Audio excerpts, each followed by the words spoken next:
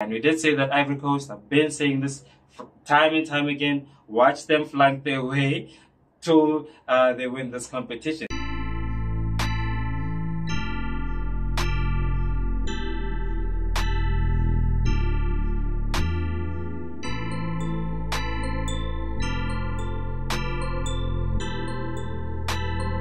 Hello everyone, and welcome to today's episode of The Corner Flag. And you are here with your favorite host once again, Deshane, and we are covering AFCON once again today. And we will be talking about Bafana Bafana going up against the Democratic Republic of Congo in their third round tie, or third place tie, or round number 3, whatever it is that they call it. But yeah, so we will be playing for third place for the bronze medal against DR Congo. And yeah, the boys are gonna have to pick themselves up for this one. Heartbreak, of course, coming back from the defeat against Nigeria through penalties. And yeah, the boys fought hard, man. The boys fought hard. They showed their character, but they're gonna have to show it up once again, because there is still some pride to play for. They do still have the nation behind them, and I think they can still do us proud by coming up on top, up against the Democratic Republic of Congo. We've also had a fantastic tournament so far. They came off of a 3-1 victory up against Guinea, and then they also succumbed to a 1-0 defeat against Ivory Coast, of course. And we did say that Ivory Coast, I've been saying this time and time again, watch them flank their way till they win this competition, and they've just been doing that. Of course, they have been rather unconvincing at times, but it is at home, and they do want to make their nation proud. Didier Drogba was also there that I saw, and he was elated. Didier was, wow, he was really happy when they scored and when they won the game as well. So it is going to be all to play for them as well. In the final, Nigeria, of course, going up against Ivory Coast in that encounter as well, and we will be covering that as well, of course. But for this video, of course, we did say we will be talking about Bafana versus the DR Congo. Congo, I would say, probably are the favorites in this one.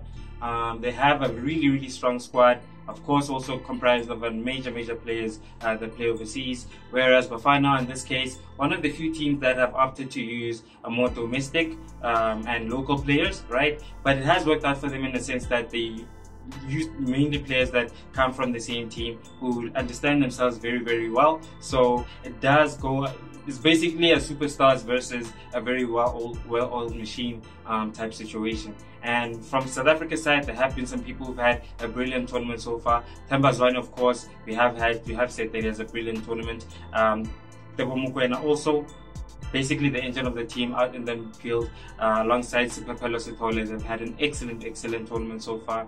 Khuliso Mudau, I think he should pick himself up. He was definitely heartbroken and shattered after the defeat against Nigeria, because he could have won it for us, especially in the dying embers of the game, especially after the free kick where Mokoena took a shot at goal and it bounced off.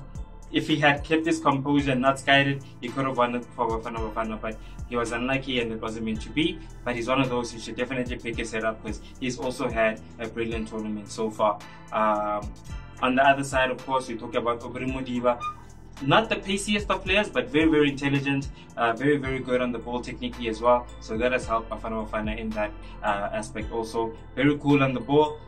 So I think we will be hoping that he also steps up tomorrow. And in the back line, Krankekana probably won't be there, as he did get a red card in the previous game. So we're probably going to be looking at a defensive pairing of Mutobi Mvala, possibly with Sienda Kulu, who has played in the previous game also. He did look solid, even though he was being played more so as a sweeper in front of the main defenders. And when we're defending, it goes into like a centre back of 3 with Mvala, Kulu and Krankekana in that defensive pairing as well. So that went pretty well, I'd say, but that tactic is out of the window, as you did say.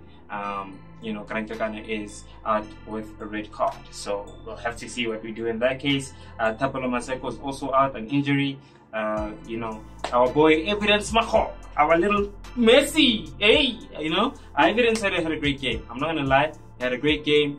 Took a shot on goal, Ray cut it back and, tried to hit the far post. Didn't quite work out, but it was a little bit of intent from him, which was great to see. And there was another one where he was laid it off. I think it was either by Thembazwane or Pesitao, and he tried to hit the far post.